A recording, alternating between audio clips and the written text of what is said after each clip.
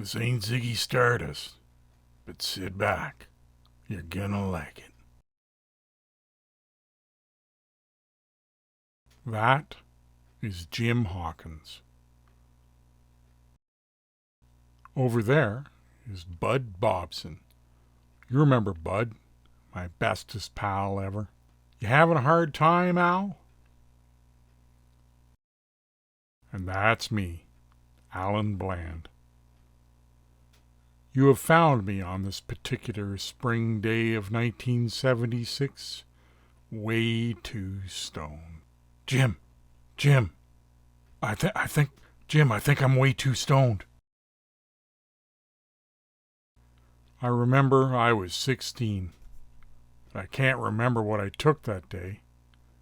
Whatever it was, it increased the effects of gravity tenfold. My cigarette must have weighed 18 pounds. Jim, should a cigarette be this heavy? But that is another story. This one is about Jim Hawkins, that sleepy town spring, and all those drugs. Huh. Is this your first time? Time. That was the thing. We had so much time. Free time and inventive minds. Trying to estimate and then articulate Jim's influence on Bud and I is a challenge. Even without his abundant supply of world-class pharmaceuticals, you could say Jim was a gatekeeper. He opened an escape hatch, allowed Bud and I to be free of the confines of Sleepytown. And sometimes you didn't even have to leave the couch.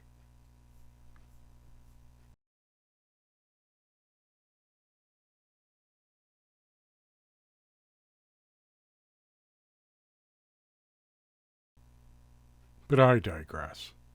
How about we just start here?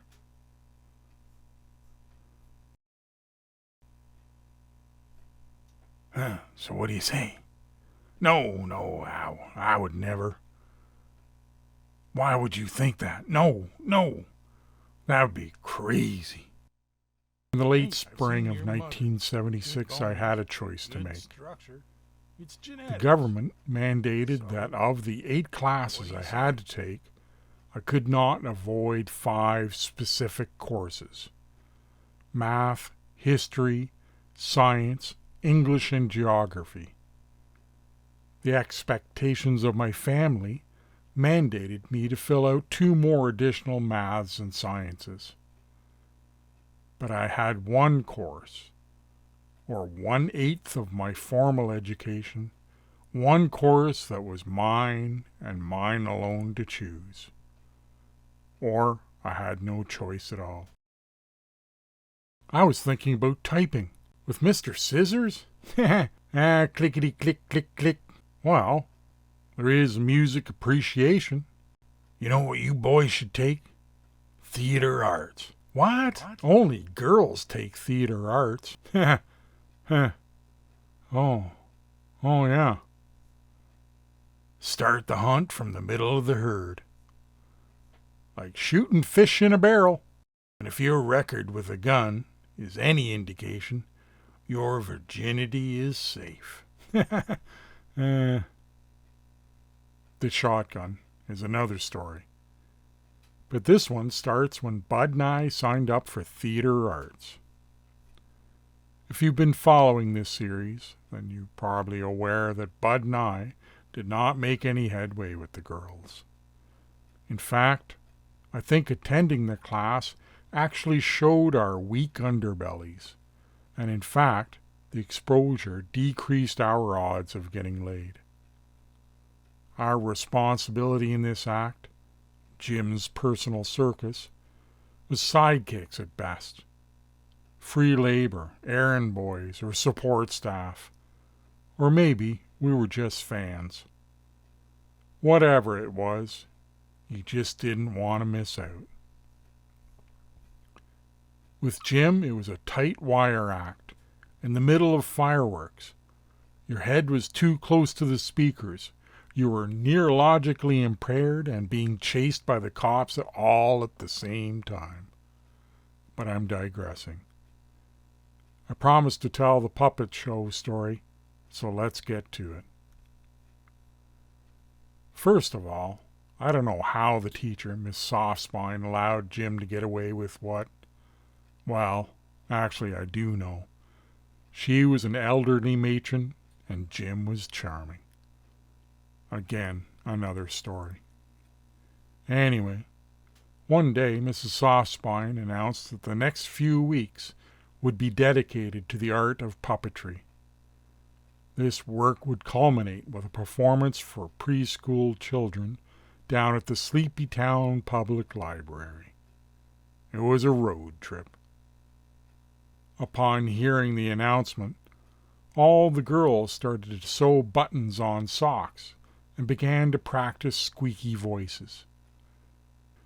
Jim planned an entirely different creation.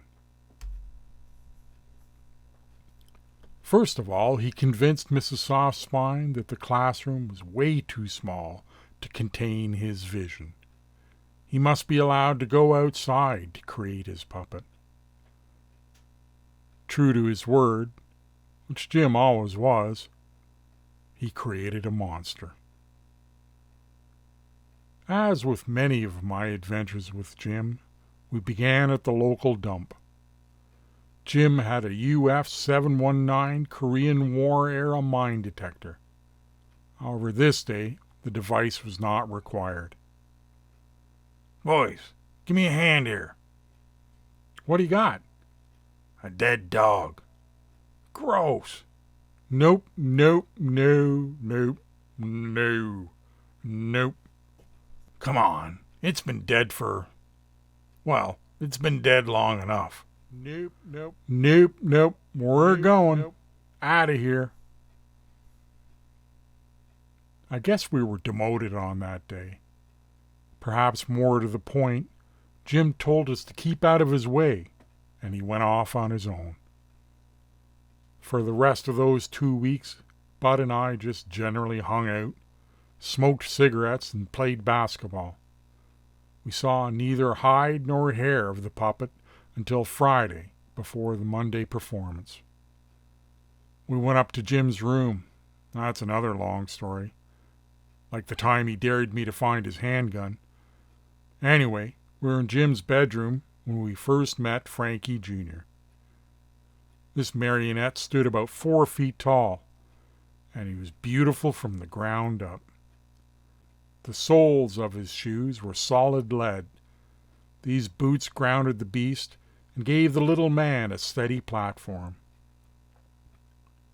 Jim had found a boy's suit and used his sewing skills to make the appropriate alterations.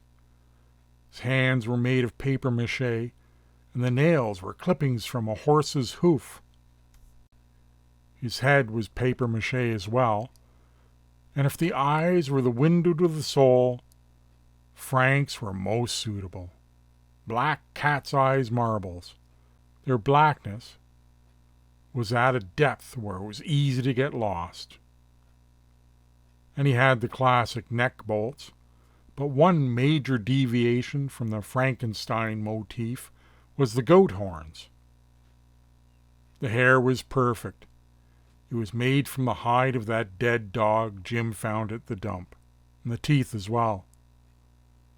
Well, like I said, Frankie Jr. was horrifically beautiful. This puppet was a masterwork, and I haven't even got to the best part. Frankie had a tube running into the back of his neck that ended at the beast's tonsils.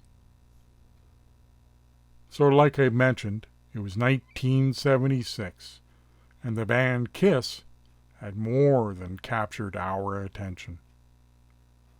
All that weekend we worked on trying to get little Frankie to turn into a flamethrower.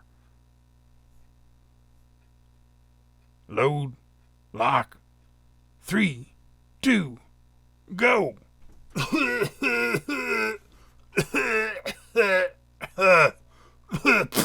Oh. I don't know, boys.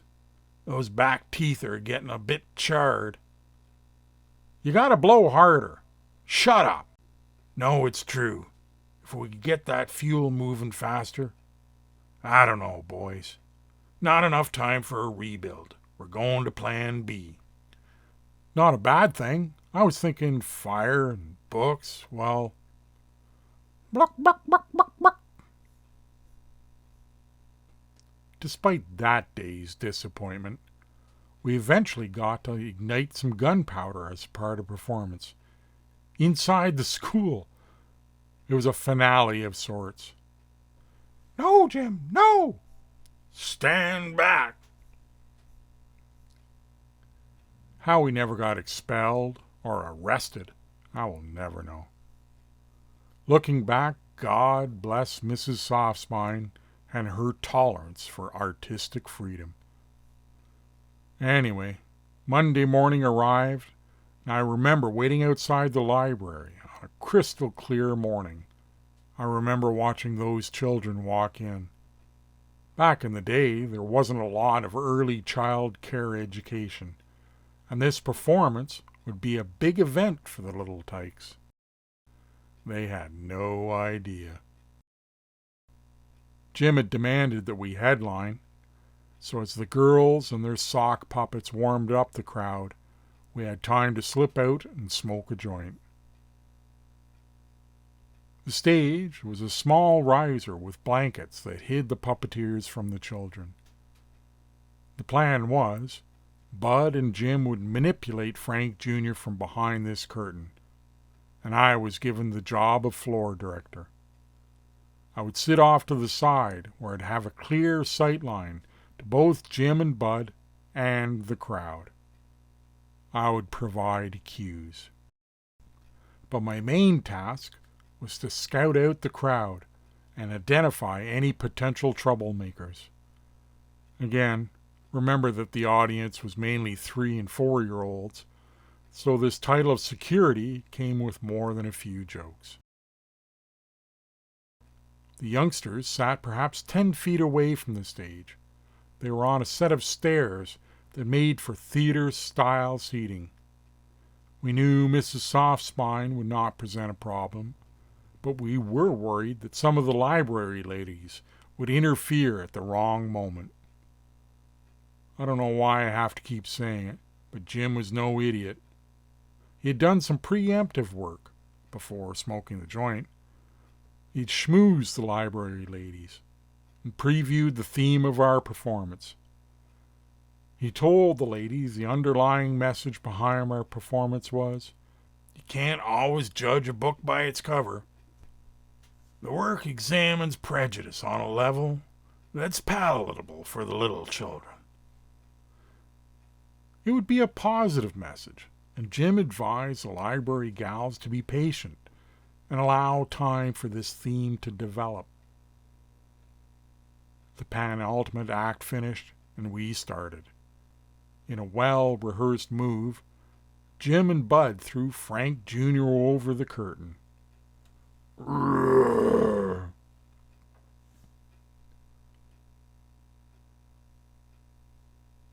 Children, remember how we talked about make-believe? It's just a puppet. Whoa now. Don't be scared. Come on back. Sit down. Oh, come on, don't be scared. Are you afraid 'cause I'm ugly? And he was away. This opening reaction was more than we could have hoped for, and Jim went into the meat of the message quicker than originally planned. I monitored the library ladies. They seemed fascinated with the performance. They helped out a great deal by calming down the kids and herded them back to their seats.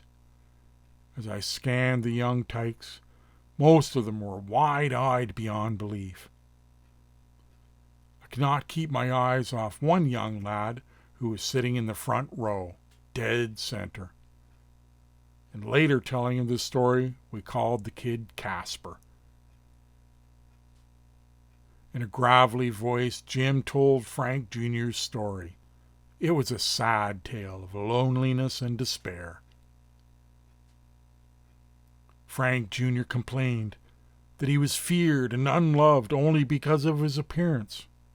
And this was not just. Perhaps the kids could help him out. I must admit this part of the performance kind of dragged as Jim got off on some weird tangents and lost some of the youngest. I was born in a dump. It's hard to make friends in a dump. Ravens and rats, that's all I have. Ravens can be fun, but they tend not to stick around. And if the rats, if ever there was a fair weather friend, it's a rat. It's all happy chatter when there's food, but as soon as that ship starts to sink... Jim read the crowd and got to the final act. Now I may look rough, but I ain't a bad fella, and I'm sorry I scared yous. I would like to apologize. I am sorry. Would you forgive me? Would you? Would you accept my apology? Is there a forgiving soul amongst you?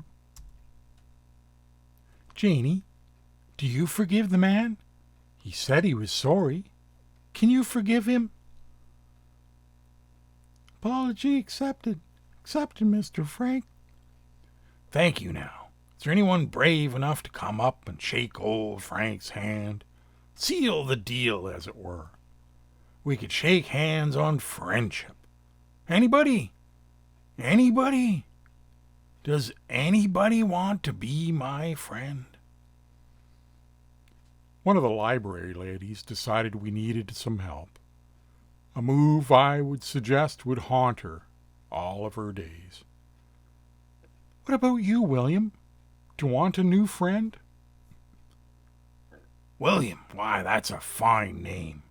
I knew a Bill from Budapest. Budapest Bill, I called him.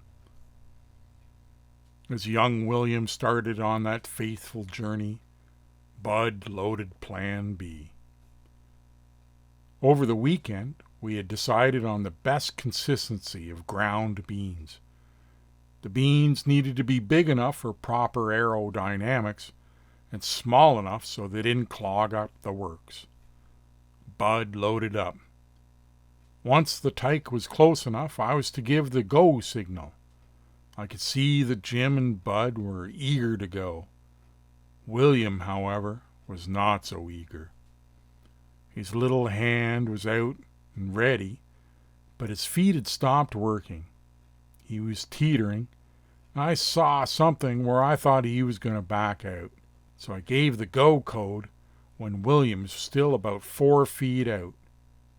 And the rest is history.